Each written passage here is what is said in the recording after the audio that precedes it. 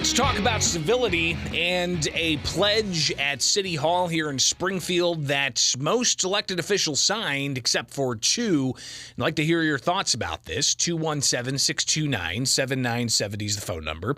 And let's take a look at that civility pledge shared by City of Springfield Mayor Misty Buscher's office.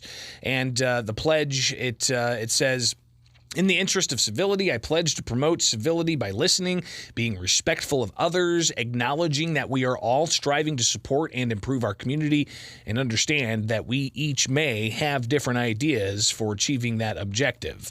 So you've got Alderman of Ward 1, Chuck Redpath, blank for the Alderman of Ward 2, blank for the Alderman of Ward 3, and then you've got all the other offices mostly filled in, including some of the citywide offices like city clerk and mayor and the city treasurer. So this is interesting to see that two alder people did not sign this pledge. I'd like to get your thoughts at 217-629-7970. Again, the pledge saying, "In the interest of civility, I pledge to promote civility by listening, being respectful of others, acknowledging that we are all striving to support and improve our community, and understand that we each have different ideas for achieving that objective." 217-629-7970. If you recall, a couple of weeks ago when we do the council Roundup, which is a review of Springfield City Council happenings each and every week. We break that down for you and give you the highlights. A couple of weeks ago, you had this exchange between Springfield Alderman Roy Williams Jr. and Springfield Alderwoman Aaron Conley, who was the chair of a committee of the whole, and they were talking about a measure that Williams had that didn't advance. I don't know that this ordinance does that. This ordinance defines a residential rental property as a multifamily dwelling containing more than 50 units. That's not going to hit your single family. Okay, I'm glad you're saying that. We can fix that. This is what I wanted. Excuse me, Alderman, that's my turn. Okay. So I think maybe... Civility, remember. Excuse me, yes, that means not interrupting someone when they're speaking. Say it a little nicer. You really want me to go there? Because this is called civility. You let me finish what I'm saying. What I'm saying is that I think that what you're talking about and the needs that we're defining as we're having this conversation mean that perhaps what has been drafted by a prior administration and a prior legal counsel does not actually meet the core of what you're trying to address.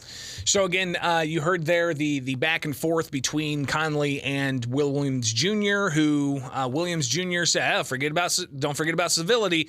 Apparently, Roy Williams Jr. didn't sign it. I'd like to get your thoughts on all of this. 217-629-7970. Good morning. You're on WMAY.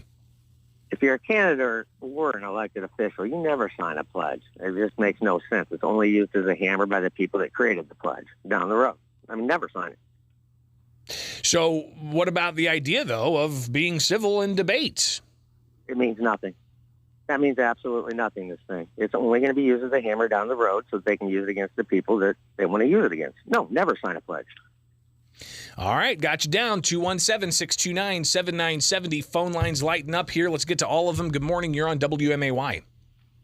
Well, it could just be a simple matter of they don't understand what the word means fully. The interpretation, the definition. Because obviously, from that little clip you just played, he doesn't know what the word means. Well, and Williams Jr. Providing a bit of more context to WMAY about that civility pledge, he said that one of the only two aldermen who opted not to sign it, in which city elected officials promised to listen and be respectful of others. Roy Williams Jr. Is one of the holdouts. Sean Gregory's the other. But Williams called the pledge fluff. He said there's no enforcement mechanism and no process to determine what is and isn't civil. So maybe there's some credence to what you had to say there. 217-629-7970. Good morning. You're on WMAY. Well, I can tell you quickly what would happen to me if I was at work and I wasn't civil to my fellow employees. When I saw Misty Buscher on the campaign trail, I said to her, listen, this is my concern. I have been to the city council 2 times to speak about whatever I wanted to speak about, And both times I was bullied. And one of the times I was bullied by the alderman who would not sign the civility pledge. Citizens, then you don't want to go and be a part of the process because you're going to get bullied. And so I'm thankful that something has been said and that she is trying to get people to be polite and have orderly behavior. I think it's great. Appreciate the call. And again, the civility pledge, which apparently the Illinois Municipal League had some hand in this as well, because it is on IML letterhead. And it talks about, the importance of civility, pledging to promote civility by listening, being respectful of others, acknowledging that we are all striving to support and improve our community, and understand that we all each have different ideas of achieving that objective. But choose Springfield aldermen not signing the civility pledge. Should they? Or should it, be something that is considered, fluff, as Roy Williams Jr. indicated? And I want to play this clip for you again of the exchange a couple of weeks ago between Aaron Conley and Roy Williams Jr., and you hear Williams, under his breath, react to Conley talking about civility. I don't know that this ordinance does that.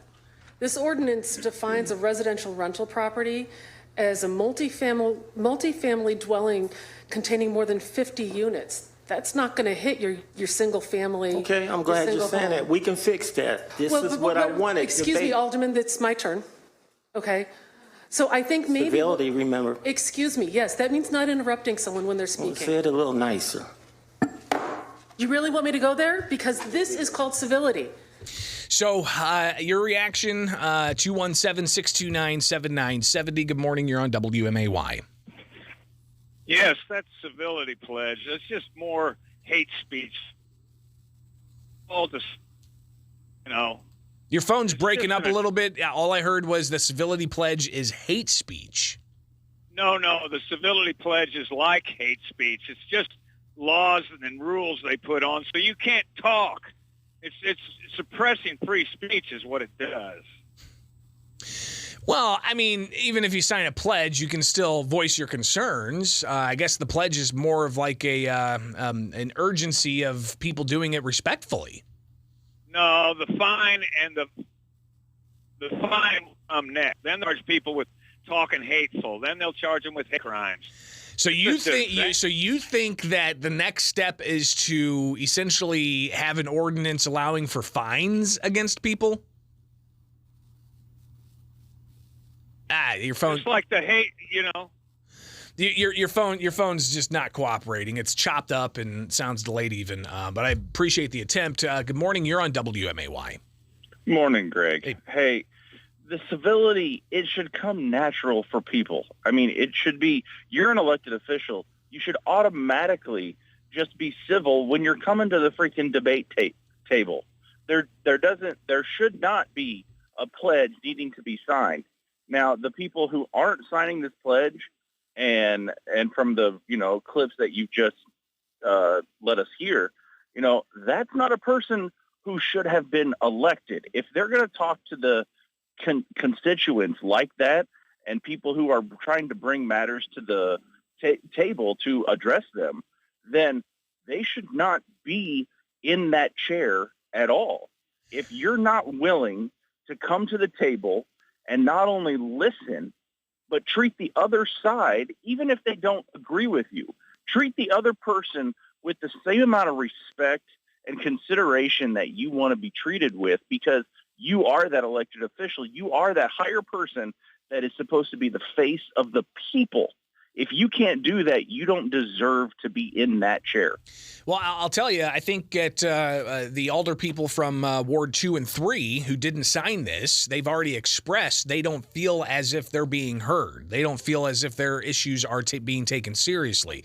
You even had Ward 2 Alderman John Gregory, when the new council was seated, the first meeting, he talked about, why are they even there? Why are Ward 2 and 3 even there? Kind of hinting at a secession of sorts. But the bottom line is that, the idea of civility being promoted by most of the elected officials saying that they will be civil to alder people not doing that. And what does that mean for the future of civility at Springfield City Hall? Good morning. You're on WMAY.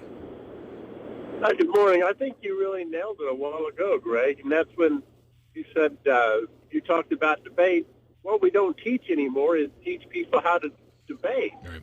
where they can sit and talk and listen to each other rather than try.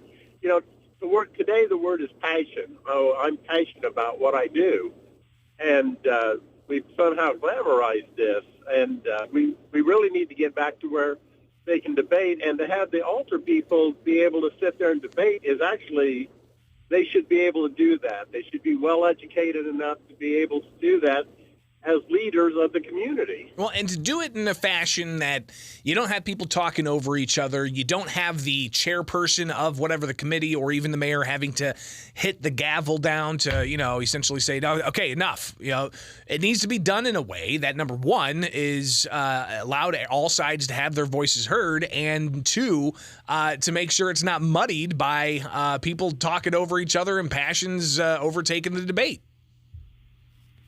Absolutely. I agree with you. I think they should, as leaders of the community, they should be able to sit and listen and talk.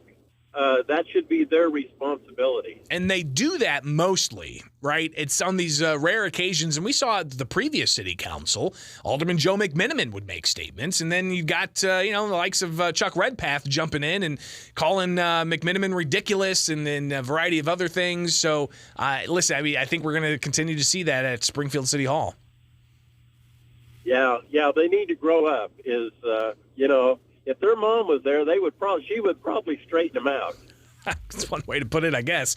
217-629-7970. But maybe this is what the constituents for these wards are looking for. Somebody that they want to champion their issues and to not back down and to be vocal. So maybe that was part of why they didn't sign the civility pledge. But 2 of the 10 Springfield aldermen did not sign the civility pledge. Your thoughts? Good morning. You're on WMAY. Yes, I'm sorry about my phone. This civility pledge, this is like the birth of the civility pledge. Next, parents that want to go and attend a school board meeting will have to swear to the civility pledge before they get to speak to the school board. This thing's a big, nasty cancer coming, and it's all comes from the hate speech laws and all the other nonsense. They're just trying to shut Americans up. All right, I got you down. Interesting perspective there, and that's why we open up the phone lines for people to sound off at 217-629-7970. It is Springfield's Morning News on WMAY.